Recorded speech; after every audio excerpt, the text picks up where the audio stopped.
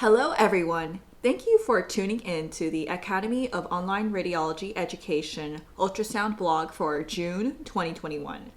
I am Mindy Wang, a second-year radiology resident at University of Texas at Houston. Before we start, I would like to take a moment to thank the senior editors who helped make this process possible.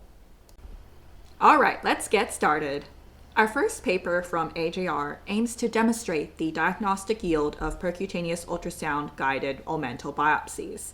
The greater omentum is a common site of malignant peritoneal spread and can be a helpful target for percutaneous biopsy and can help provide oncologic diagnosis, staging, and treatment planning. Currently, most practices use CT guidance rather than ultrasound guidance to assist in omental biopsies, partly because the thickened and infiltrated omentum may not be compressible or has no discrete target. Once familiar with the ultrasound appearance of the omentum and sampling technique, we can use ultrasound, which would allow for real-time biopsy, real-time compression, and decreased total needle dwell times. So they conducted this retrospective study looking at 163 patients who underwent ultrasound-guided omental biopsy. These biopsies were performed by abdominal radiologists. Pre-biopsy CT, biopsy ultrasound, and post-biopsy follow-up were reviewed.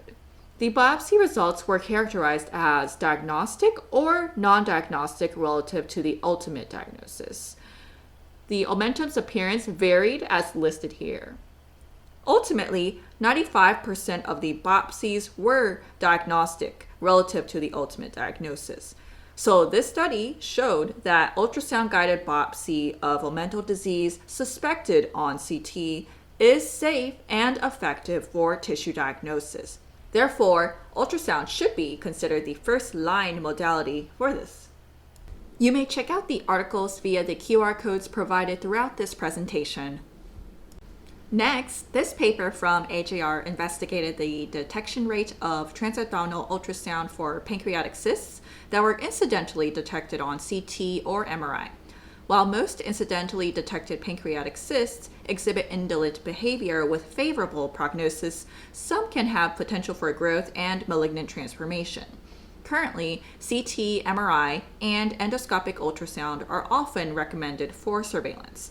However, these modalities are invasive and can incur high cost, radiation exposure, and potential side effects from contrast media. With the need for long-term surveillance, these cysts can potentially be followed up with ultrasound. So this prospective study looked at 57 patients who had low-risk pancreatic cysts incidentally found on CT or MRI. Cysts between 5 mm and 3 cm were included. 2 radiologists independently performed the ultrasound on these patients and tried to detect and characterize the cysts. The detection rate was 81.8% and 83.1%. There were 3 main factors that allowed for improved detection as highlighted here. They concluded that ultrasound can be a useful alternative surveillance imaging tool for incidentally found pancreatic cysts. This research article from Abdominal Radiology describes the experience of using contrast-enhanced ultrasound protocol for helping with hepatocellular carcinoma, or HCC, surveillance in conjunction with routine ultrasound at a semi-rural academic medical center. Currently, routine ultrasound with or without AFP levels is used for HCC screening for patients at risk for developing HCC. Once a suspicious lesion is found, multiphasic CT and MRI are often completed to aid in diagnosis. Use of CT and MRI has some disadvantages, including the use of contrast agents, especially for those with poor renal function, contrast allergies, radiation dose, and the contraindications for MRI, such as metallic foreign bodies or implants. In these scenarios, contrast-enhanced ultrasound can be a potential imaging alternative and adjunct. Contrast-enhanced ultrasound allows for real-time evaluation of parenchymal and tumor microperfusion. This retrospective study evaluated 100 patients with cirrhosis at high risk for HCC and who were denied insurance coverage for multi-phase CT or contrast-enhanced MRI. They underwent routine ultrasound, and if a focal lesion is identified, subsequent contrast-enhanced ultrasound was performed. On average, the contrast-enhanced ultrasound exams took 35 minutes to complete, and 45 minutes was considered a reasonable time frame for exam completion. They found a total of 10 LIRADS 3 or higher lesions, and they concluded that contrast-enhanced ultrasound is a valuable imaging adjunct for screening high-risk patients for HCC. Next, this research article from the Journal of Ultrasound in Medicine aims to differentiate cholesterol and adenomatous polyps in imaging as they have different implications for management. Adenomatous polyps are premalignant and may require cholecystectomy. Conventional ultrasound stands to gain in differentiating these two entities, and contrast-enhanced ultrasound can be helpful. This prospective study looked at 89 patients with gallbladder polyps, 1 to 2 centimeter in diameter, who will undergo cholecystectomy. On pathology, the polyps were confirmed as cholesterol or adenomatous polyps. Conventional ultrasound and contrast-enhanced ultrasound imaging findings were characterized. The findings of a single polyp, presence of vascularity on ultrasound, and intralesional linear vessels on contrast-enhanced ultrasound were important combined predictors of adenomatous polyps. With that in mind, contrast-enhanced ultrasound seems to improve diagnostic performance along with conventional ultrasound.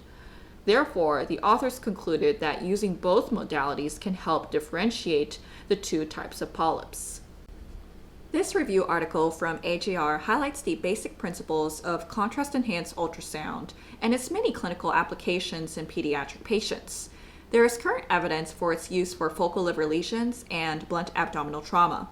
Other applications include complications of pneumonia, hypoxic ischemic injury in the brain, and many more. This is a great article that I highly recommend.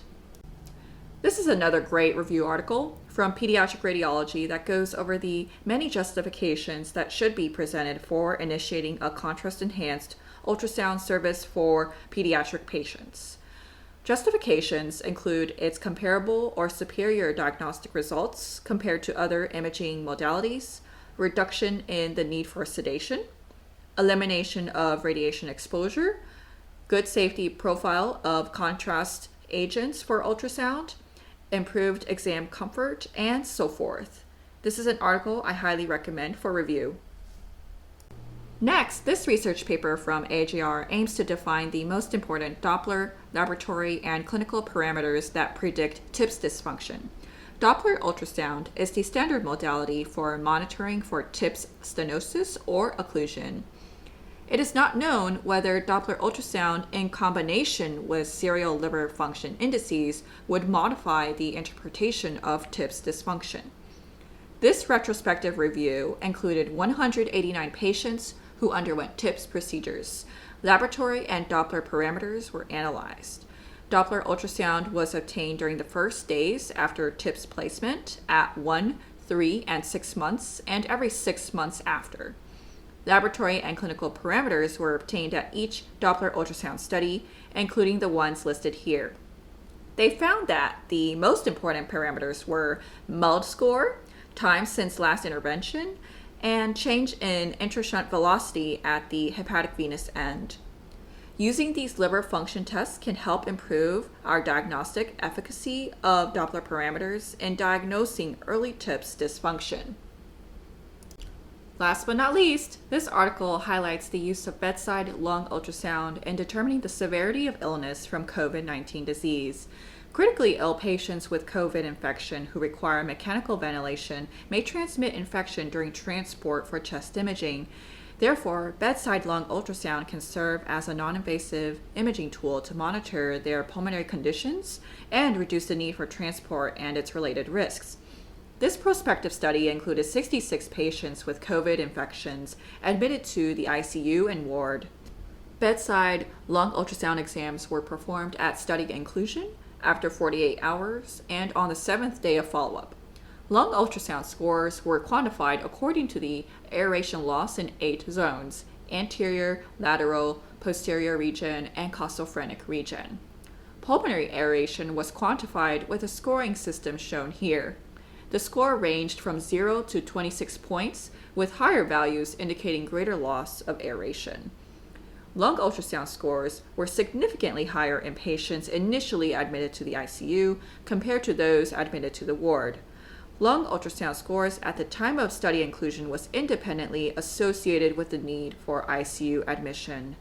Therefore, bedside lung ultrasound is helpful in determining the COVID infection severity in patients admitted to the hospital and can minimize the risk of transmission during patient transport. That's all I have for you this month. Thank you for watching and following the Academy of Online Radiology Education. Follow us on Twitter, Facebook, and LinkedIn, and I'll see you next time.